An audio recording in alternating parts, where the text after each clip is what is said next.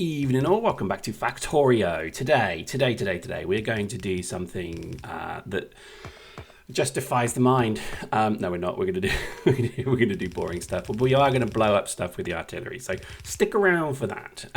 Quick update: the map is going well. Currently, the biggest challenges in the map are probably the biters are now growing again. So let me explain. One of the biggest challenges in this game is that eventually biters become such a problem that you run the risk of them completely overwhelming one of your locations, right? So, I mean, obviously what they do is they kind of constantly creep forward in kind of like a Zerg creep methodology style. And then what they eventually will do is start to be bothered by the pollution that you're kicking out. So this is why they kind of creep peacefully, then all of a sudden encroach dangerously. That makes no sense. But anyway, that's what's in my brain, and that's what came up through my word portal. And what I think really is the interesting about this game is that everything can be fine in an area. It can be literally, fine, everything's no problem, and then your base is gone, it's destroyed. And what they have an annoying tendency to do is where there's a radar, like I place a radar here, they will then attack the electricity pylon that sits next to it. Now, the way that I have wired this base is stupid because it means that if they knock out the right pylon, it actually means I lose the entire eastern and western grid. So, it needs a bit of work. This is something I have done over many years, usually drunk, usually on a Friday night, and it's a hell of a game. I would love to stream it one day, but I just don't think it would. I don't know if anybody would really get it because, like, Factorio streamers are usually speedrunners, and speedrunning in this game I think is kind of boring. I know that's a hell of a statement, but to me, I'd like to watch a Half-Life 2 speedrun because that's interesting to me. To watch a speedrun of a rocket being launched in this game, I don't know, it feels a bit complex because part of my love of this game is the understanding of what you can do with the game to make it just like even more amazing. So, you can better make the efficiency, you can better make bases, or rather make better, my English is terrible.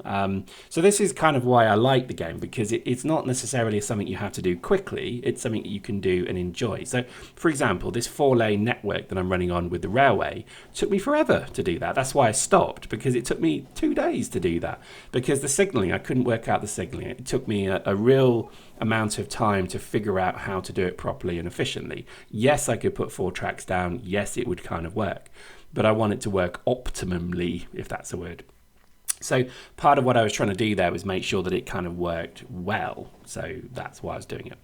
As you can see here, what we're doing is going to basically look at moving some of our science bases. So the science bases today are in higgledy-piggledy places, which is a word, seriously, higgledy-piggledy.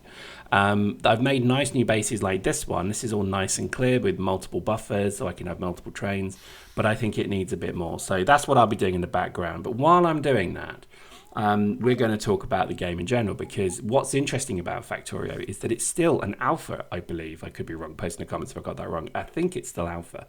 Either way, it's still in development, and that is wonderful, because this is, I think, the epitome of a game where the developers are completely involved and invested in the people that do content for it. It was always my biggest issue with Dust, was that the Dust developers kept me and other Dust creators at complete arm's length. Now, I'm not saying they should have holders for this sort of thing. Absolutely not, because my opinions of what makes sense in Dust is going to be completely different to what you do. And this is why I think it's always very dangerous to go and poll a group who play the game of what they want to see in the game for games like Dust, because you could play Dust many different ways. You could be an aggressive player, a logistical player. You could be interested in the Annihilation, or whatever it's called, the corporation battles and planetary battles, planetary conquest. You could be interested in scout fits. You could be interested in sniping. Do you see what I mean? There's so many different play styles there. Whereas Factorio, you can do that here, because in reality, Factorio is it's one game with many different ways to play it, but the end path is still the same. Does that make sense? No, it doesn't make sense, does it?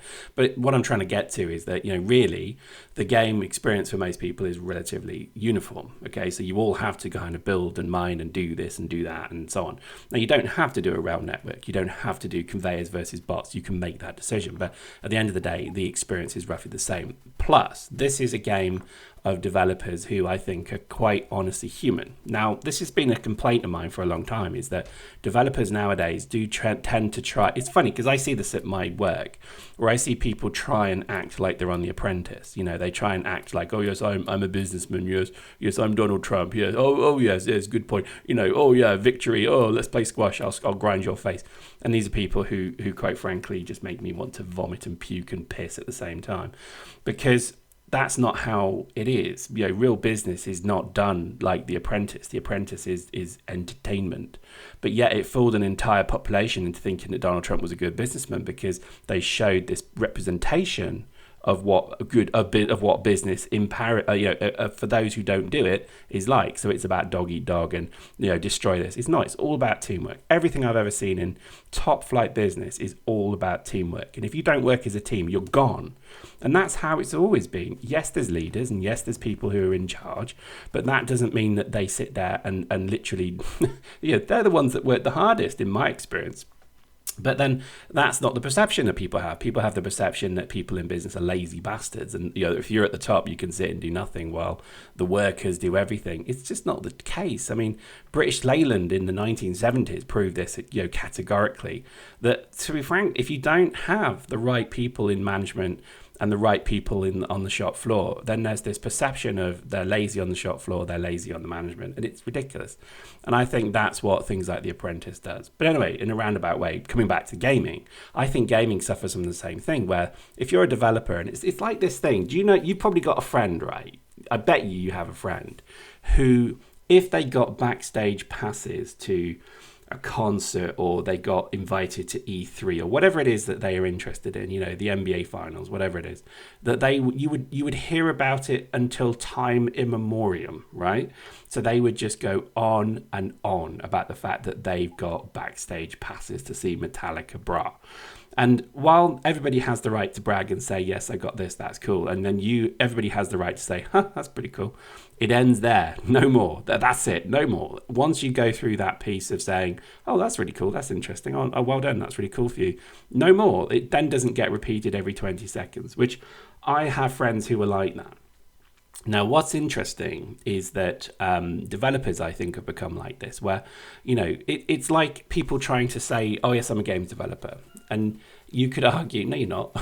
You're absolutely not. You're somebody who is trying to code a little game to do something because you want to have fun with it. In which case they get all of my support, my love, my money, because I like developers like that. Factorio's developers are those kind of people. They are people who just want to make a really cool game. They don't sit on this laurel of being, oh, yes, I'm a game developer. No, they don't do that. They come across as being very genuinely quite nice people. And that, for one reason alone, is why I think I've stuck with this game, because they ask the community what they think of certain things. Now, it's not like in Dust where, if they ask, should we take 3% off the shield booster efficiency, then all of a sudden this kind of massive rustling noise of a stampede of nerds comes to the forums. No, they don't have that. They will ask questions in a very challenging way in their blog updates by saying, my opinion as a developer is this. What do you think of that? And I respect that immensely, because there's not enough people who will say, this is what I think, but what do you think about that? Do you think that's right? There are so many people out there that will just lecture you and tell you that they're right and you're wrong. And I respect that ultimately. So Factorio for me is, just from the simple fact of that they've always had a very good group of developers who just love the game. They love their community, and that I love. So to me, that has been a big part of why I'm still interested in this game, because it does give me fun to see a community and a group of developers who give a crap. I think Dust had this. I do believe Dust had a community of a community and developers who really did care. Don't get me wrong, because I remember people at Archduke and Frame and that they did seem genuinely nice people. But I just got this impression that at the end of it, there was always this this challenge with Dust. It was always the poorer child to Eve, and now look at CCP. It's very debatable where a lot of their future lies, because is it just to continue milking Eve because they're selling IP, they don't own anything really anymore, and games like Valkyrie and that I think are not great because they could have been so much better, they could have been much more immersive, but they probably gambled on VR. And VR is, let's face it, not worked. It's not come the way that we thought it would. There was this assumption that there would be VR in every home by the end of this year. It's not going to happen. And I think that, and it's not that it won't happen ever. It's just not going to happen right now. It's going to take longer, because I think VR is still exceptionally good fun, but it doesn't feel as if yet they've cracked it. And I think there's still a bit of a way to go. But there we go. Post in the comments. Tell me what you think. This game is absolutely worth your time. If you don't have it, please get it, because it is just completely worth your time. And no, I'm not being sponsored. Hope you enjoyed that. We'll see you next time.